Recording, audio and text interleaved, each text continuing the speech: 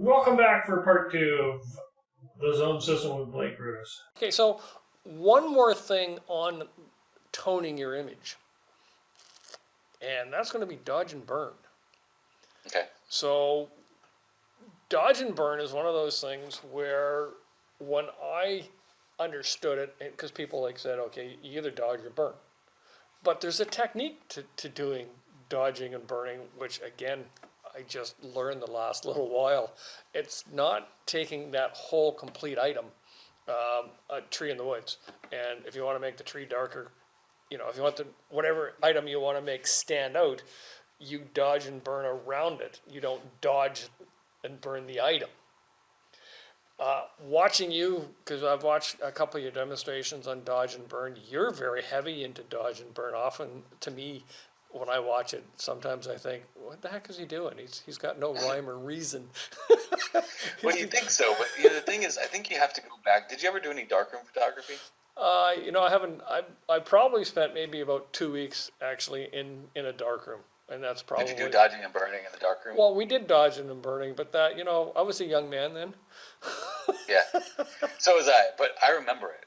It is burned into my brain. I hated dodging and burning. My biggest fear was if my instructor would say, your print's good, but I really think you should dodge this and burn this. Maybe give this 3 more seconds and that 4. And I'm like, I hated it. I hated it. It was so painstaking because you'd go through this process. And for those who don't know about dodging and burning in the darkroom, you have an enlarger. The enlarger forces light through the negative that goes onto the piece of paper that's your print. Well, just like in the digital age, certain things need to be lighter and certain things need to be darker. You can't just say, okay, put this much light, 20 seconds, let's say, onto this piece of paper. Some parts are going to need 15 seconds. Some might need 16 seconds. Some might need the whole 20. So what you did under that enlarger is you made a cardboard cutout, and you just cut out your print, or you'd make a cardboard cutout, and at 16 seconds, you would dodge and move back and forth like this, real slow. And if you stayed, don't stay, because you're going to have a hard edge. Hard edge, yeah. It's just like the soft edge brush that we have in Photoshop and the hard edge brush. Well, if you took that piece of cardboard and someone started talking to you in the darkroom and you're like, oh yeah, I'm going to go hang out this weekend. Oh, crap. Well, now you got to redo your whole print because you don't want to put it through the fixer and the stop bath and the developer and just to find out that you have a hard edge on your image. So the reason why I dodge and burn now, and I dodge and burn on every photograph, is that it's easy. I can dodge and burn in 10 seconds. And if I don't like it, I can delete it. It's not that big of a deal. So the idea of dodging and burning, and when you think about it from the darkroom perspective, was, you would probably dodge all of the sky or burn all of the sky, not just one little cloud up there. But the control that we have these days to say, you know what, I don't want to dodge just the whole sky or burn the whole sky. I just want that one little cloud to be a little bit more puffy. Well, look at this. I can just 2 seconds and I'm done. So for me, dodging and burning is a very integral piece to the whole puzzle of photography, digital photography, because it doesn't take an hour plus all of your darkroom time plus the losing paper. And if you had a bad dodge and burn photo, you pretty much just can that print. We don't have to do that now. So a process that would have been painstaking, that could have taken 3 to 5 hours when you're waiting for the dry times on your photographs, now takes 3 to 5 seconds. So in dodging and burning it's kind of subjective to what the individual wants. So what we've talked about big tone adjustments that globally adjust your whole image.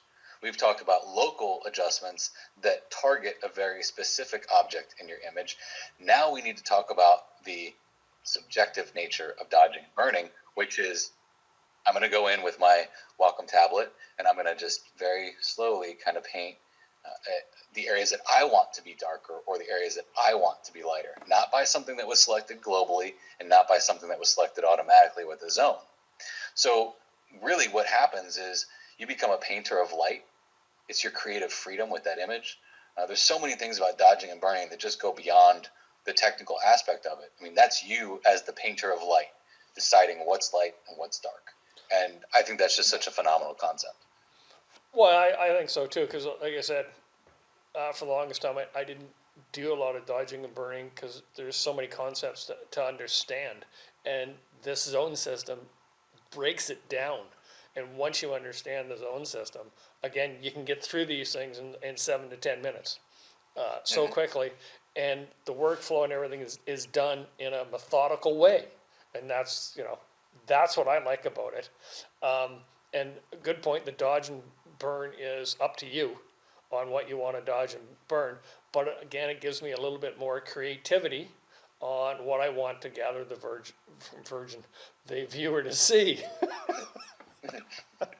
Yeah, and that's the big takeaway there. And there's so many ways to do it. I mean, I show one way in the Zone System Express knowledge base, I guess if you want to call it the education. But I'm coming out with a course in a couple days. It's all about dodging and burning. It's an hour of dodging and burning, and it's got a panel with an extension for Photoshop that does it all pretty much kind of for you. I mean, it sets you up with all the different 3 of the ways that I use to dodge and burn, because there's so many different ways you can dodge and burn. It's not just, use the dodge and burn tools, or use this technique, or use this technique. There's many different techniques out there. No, that's exactly it. Your technique, it was totally different from the way that I was used to doing it. Both of us would use a 50% gray layer, but I would just regularly use a 20%, and I would use a brush. You're actually using the dodge and burn too, which is, again, different way of doing it. But I kind of like that because just holding the Alt button down is the only finger I need, Alt and change. So it works rather well. But it gives you that much more control of what we want the contrast to be and to attract the viewer's eyes into that part of it. So to me, but the thing I learned in the last little while was where I want to dodge and burn is not the full item, is the edges of those items. And that was a game changer. Again, for me, for dodging and burning, to me, I was just making things lighter and darker, but that's not what we really want to do. Is we want to do it at the edges of the tree or the boat or whatever the subject is, the train or whatever it's in. And that's one of the things I want to get across to these people. It's like, yeah, we can dodge and burn, guys, but there's a reason and a system actually for it. We're not just going around and, I want to make the grass lighter and there we go, we're all done. And no, we're not doing the whole item. We're looking for these edges to grasp onto to gather that more contrast and more control over it. So that's probably the first part of it. Your saying goes tone, color, and effects. And this whole system, again, you have a whole system on color that runs along the same as the tone. Once we've got it toned, we then get to play with the color on what we want to do, on bringing our colors up and down. Do you want to jump into that for a little bit? Because we've only got a few minutes left. Sure. Yeah, so after the zone system kind of came about, I was thinking about a way to have the same kind of control over my image, but not with tone, but with color. And when you do it like this, it's absolutely phenomenal, because I'm going to share my screen here. What you break your image down in a very similar way that you would with tones, but it does it with color. So over here, we go from the tone tab to the color tab, and you have all these pretty little colored buttons up here. What this is called the color zone system. And then these are kind of like analogous color zone systems. So we talked about color theory quite a bit. A lot of the color theory knowledge that I've given in the past is all centered around the color zone system.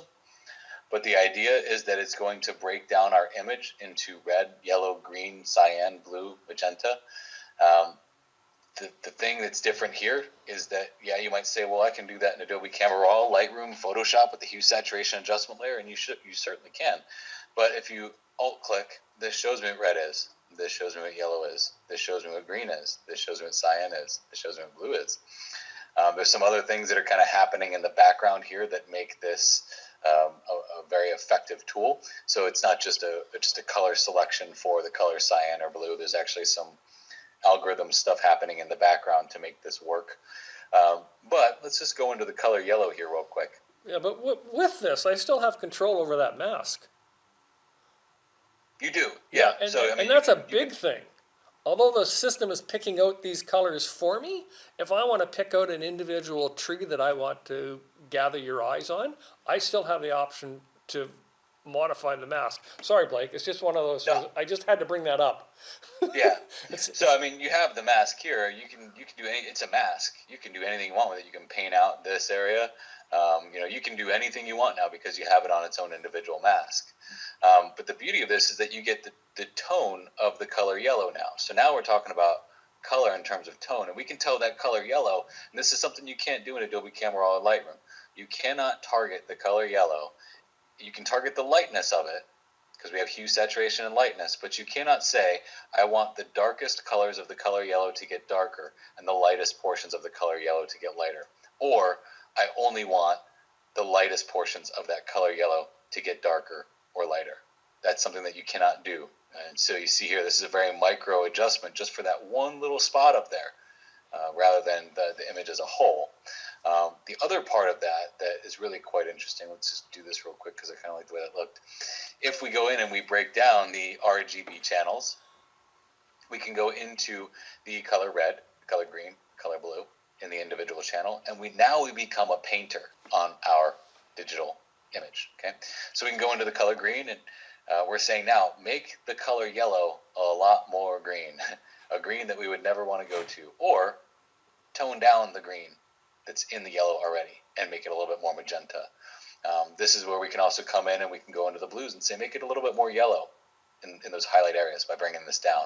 Because we talked about inverse relationships, we talked about color theory. When you talk about color theory and inverse relationships, this is the blue channel. But the blue channel actually has two colors in it. It has more blue or reduce the blue by adding its complement, which is yellow. Okay, so that's where we start to paint kind of with colors here in our own individual colors. If we go into like the blue channel, and then, or the blue color, sorry, we can make that blue a little bit darker, maybe brighten up the lightest portions of it, and maybe make it a little bit more blue by bumping up the blue there. Might even want to come into the reds and add a little bit of cyan there to get a nice little cyan color in that sky. And now we've changed the whole look and feel of the image by making the sky a little bit more blue. Where this really comes in is if we go up here and we let me default my colors to black and white, make a gradient map on top of this. Now we have a gradient map on top of the color's own system. This is where we can get into our blues and start to get those Ansel Adams style blues in our skies by really bringing down, making that blue a lot darker. Maybe we come in and clip it over until it gets real dark and then bring this down. Now we start to get those really rich, dramatic blue skies. If we take that gradient map off, it's not a very beautiful color at all. It's actually pretty nasty. But with that gradient map on there, we now get control over our black and white images that we never had before because we have control of our color that we never had before. You know, and I'm watching this and I'm thinking, yeah, 7 minutes, I'm sure you could do things in less than 7 minutes because, like, you're making changes there that were segments that were very, very quick. Oh yeah, and if I'm not teaching it, it goes by a lot faster. I mean, so when I bring an image in, and the thing is though, is that I don't want to mislead people. I never want to mislead people and say, when you buy this, or when you get this, or when you get this type of control, you can do this in 7 minutes. You have to understand these concepts, and that's why I don't like to just give someone a tool and say have fun. I give someone a tool with 5 hours of education and say, okay, you need to learn this first. Then you can do this. It's like, have you ever seen Braveheart? Yep. In Braveheart, he goes to his uncle and he's like, well, I can fight. He's like, yeah, well, I want you to use this before you can lose this. And it's like, so he's telling him to use his brain before he picks up that sword and starts fighting in war. It's the same concept here, is that you have to get the education and the knowledge before you can get to the point of editing an image in 7 minutes. Yeah, understandable. Okay, so where can people get a hold of this? This is on, if you go on F64 Academy on the right sidebar on the blog, there's a thing over there to take you over to the zone system. It's actually sold on my shop, which is at f64elite.com. If you go to the shop on f64elite.com, it's there. Yeah,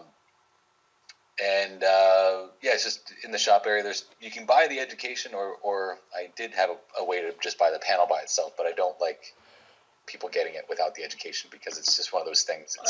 I would suggest people don't buy the panel by itself because you're missing out on the knowledge that goes behind it and what you're actually trying to do. That's the reason I'm so thankful that I got the whole piece. Again, the zone system, it opened my eyes up we got to go. I got to let you go back to work, or you get some stuff to get done. It's opened my eyes up. I truly, truly, truly believe in it, and that's why I'm holding shows for you. I think this system, for anybody just breaking in, is going to help them immensely, because the zone system it's not only for landscapes, it's also for portraits. It's also for, I haven't used it for infrared, but I use it for HDR. When I do my HDR images, I use that. Any type of work that you're using for it can certainly help, and the more you learn, the more knowledge you gain. Okay, so we have a few minutes left to the end of the show, or to spare, so I thought I'd give you a quick rundown on how the whole zone system actually works. So I've got my image opened in Photoshop. Here is the zone panel. So what I want to do first, again, as we've discussed, I'm just going to add the 5 zones. It will do that fairly quickly for me. And then for me, I always add the contrast checker right away. And then it's gone to black and white. So now I can zip it in and out of black and white and check my contrast fairly easy. So from here, as we stated before, if I hold my Alt button down and I click on the masks, white is what I'm actually changing. So we've got the zones already set for us. So now if I go over to the curve layer, I can make my adjustments. So I'm just going to give a little bit of an S-curve. So I got an S-curve going here, but don't forget you can also move these in and out.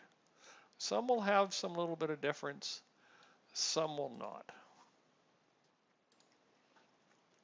So again, a lot of times I'll go up and down and see what I kind of like. You can see this is getting a little bit darker. Give that little bit of an S-curve. Again, just so I know what I'm adjusting.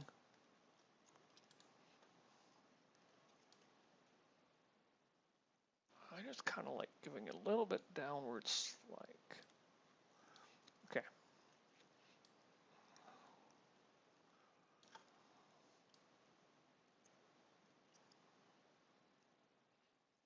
I gotta be careful here. I don't want to go nuts. And I don't know if you're aware, but anytime I do something silly and I don't like what I've done, I can click on the block here, little tag, and I can drag it off. So I'm going to give this one a little bit of an S-curve. Oh, I kind of like that. Again, I can move these in if I want, but I don't see any reason to it this time. Give it a little bit of an S-curve. I kind of like that one. And there's not much going to be changed on this one. As you can see, there's very little on that one that I'm going to change.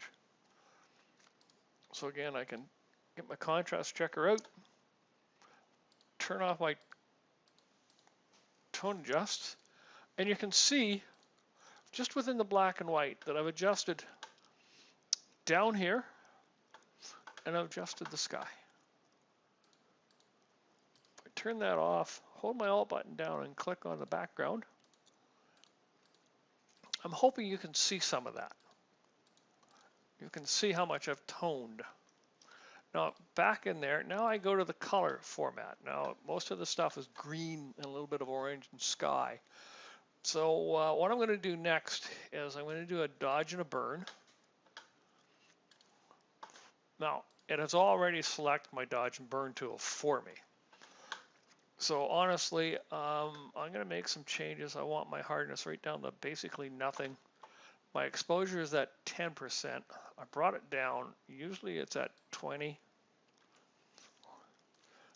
And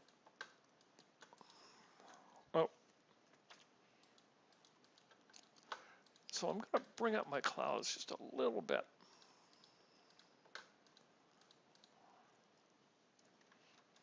Just give my clouds a little bit more of an amp.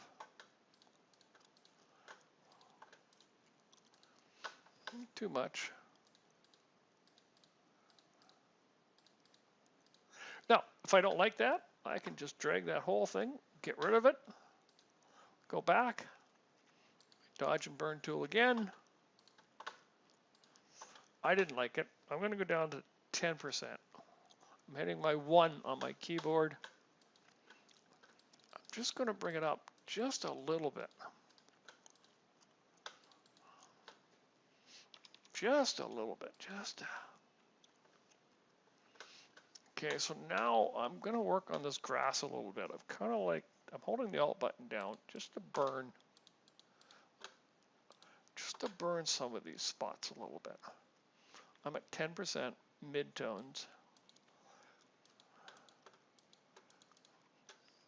And then I'm just to contrast, all I really want to do is add some contrast into this grass and that kind of white spot that's back there. So not much, just a little bit. So as we turn it on and off, I'm hoping you can see what we've done there. If I got these on, I can once again go back to my contrast checker. And if I hold the Alt button, I can turn these two layers off, turn that on. Turn my contrast checker on. Turn my dodge and burn. You can see what I've done on my dodge and burn. I often check. Really, I do. I go back and forth. I often check to see what's going on. Now, with all this going on, I want to add a little bit of color into certain areas. So I want to pump up my yellows and the trees and the greens here. So I'm just going to try this. Runs a green and yellow analog color mask. Now here it is down here. So I can grab it and I can see what I'm affecting very easily. Again, I can drop that, snap it in there, give it a bit of an S-curve, go in and out. Don't forget, I can go into here at any time and I can kind of pull up my greens just a little bit. Pull up my greens just a bit. Now, if I want to make my yellows a little more, I wouldn't use green. Go into blue. The opposite of blue in Photoshop is yellow. So I can turn this layer on and off, and you can see how much more pump down here and amongst a little bit of the trees. But watch down right in here in the meadow itself. See how the meadow has come to life? Now I'm not really happy with what's happening here in the actual green area. So I can actually go to my brush tool. I'm at 50%. I'm painting with white. I want to paint with black. And you can see now I just bring it down a bit. So I am modifying this mask. And I kind of like that a little more. So I also want to work on my sky a little bit. So then again, I'm going to go work on my blues. It's already selected for me. If I click on my blues, I click on my mask, and you see I'm going to be adjusting the whites. And that's basically the blue area. So I can make them a little bit darker. Now I'm giving a little bit more contrast between the sky and the clouds. If I want, I can actually go into the blues and give that more. It kind of gives me that little polarizing little look.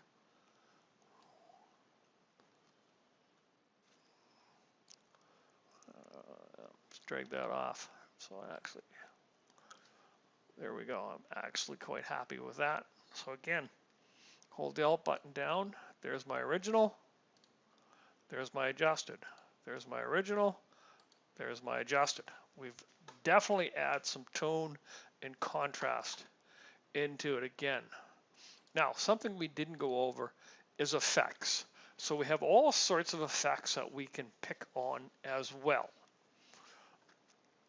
For me, this is kind of an intermediate fall color. So if I go to the contrast checker and I add a solid color, now we've got it set to normal. I'm going to set it down to color. Okay. So it's giving me a little bit of color. But I just want to invert that, and I don't want it everywhere. So I want to paint with white on the mask. And I just want to give it a little bit in the orange area, where I've got this orange grass in here. So just want to give that a bit of a pump. That's all. So again, gives me a bit of a little more tone into it. And there you have it. Basically, everything that we can do with the zone system, and I've done this in probably about less than 5 minutes. I could have timed it. There's the original. There's the finished. There's the original. There's the finished. And you can see how easy it was, how quickly it was to actually use the zone system and to edit my image and get it over and done with. Thanks for watching. Don't forget to hit the like button for this video. Don't forget to subscribe to our YouTube channel, and we'll see you next time on Who Said Photography.